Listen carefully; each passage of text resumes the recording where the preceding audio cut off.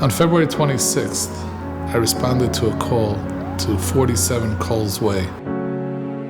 It was a day like any other day. I called out to my wife that I was leaving my son Zevi in the access saucer in the playroom. And I hear my 3.5-year-old saying, "Mommy, come quick, something's in Zevi's throat." I see my 20-month-old with a big grin on her face, and my baby also with a kind of interesting grin on his face. And then the grin turns into a frown, and then the frown turns into desperate, flailing, gasping sound. Hatzolah. Hello? Yes. My baby's choking. 47 Coles Way. 47? Yes, it's in 47 Coles Way. I was in the middle of working, and the call came over the Hatzolah radio about a child choking that was very close proximity to where I work. The sirens are already heard down the block. Rabbi Gortzman works straight down my street. It was about 30 seconds drive. That's how fast Hatzolah came.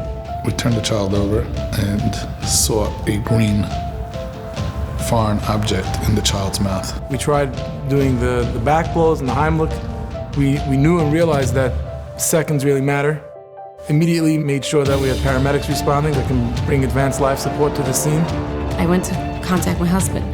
My husband's cell phone wasn't picking up, so I come back into this dining room and I see my children standing there, huddling in the corner. They saw Hatzolah coming, they didn't know what was going on. I said, "Davin, Zevi's very sick." So at that moment I turned around and I was facing my Shabbos licht and I said, "Hashem, Shabbos. I'll give you 10 minutes extra Kedusha of Shabbos every single week and you can meet back my baby." I got a call from my upstairs neighbor.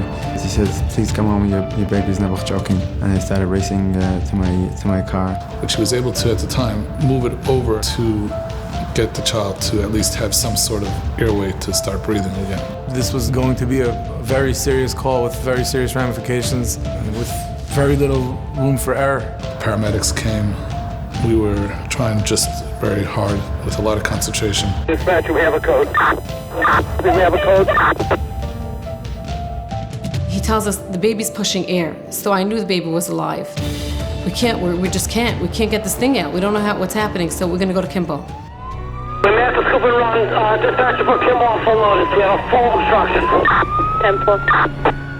The child was not stable throughout the transport at all. Shortly after I started heading home, my neighbor called back saying that Baruch Hashem, he's alive, and they took him to Kimball. We all worked as a team. They were waiting for us. They were ready. When I got to Kimball, it was just one whirlwind.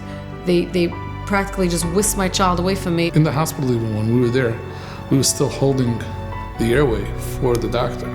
Obviously, when they brought him in, they tried with many different tools to pull it out manually, try to suction it out. All these things, they weren't working. The doctor kept on going in there, going into the child's mouth and trying to get it, and he was pulling it and, just missing it, and kept on going back in, trying to get it.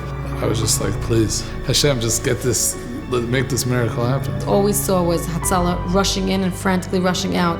I didn't know what they were doing, but they were bringing backup equipment from their vehicles. One of the advanced airway pieces that Hatzolah members had in the truck, they ran out to get for the doctors in Kimball. It ended up being a big help. I'm in the hospital, I'm under Hatzolah's care, and he's still alive, and Hashem sustained him till this point.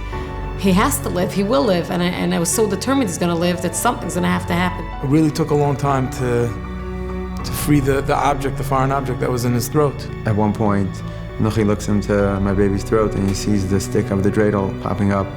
He tells the doctor, grab it. He grabbed it out.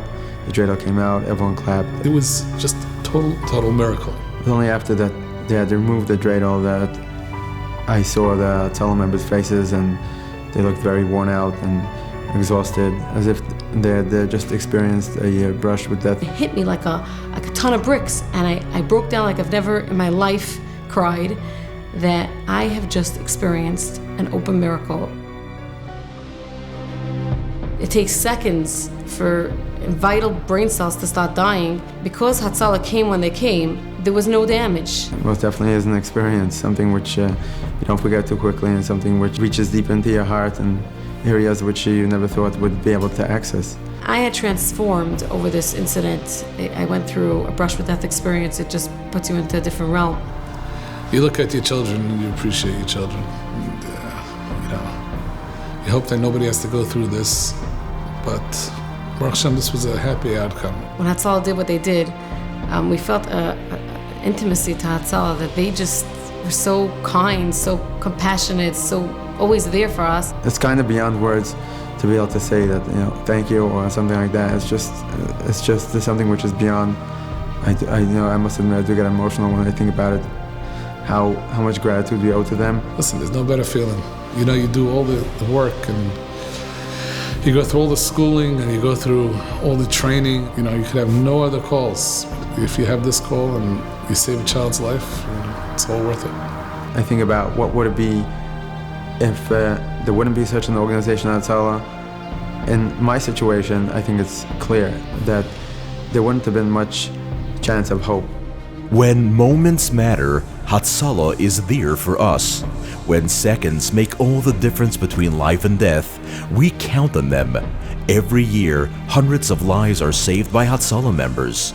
This story is just one of the many miracles facilitated by Hatzolah of Lakewood.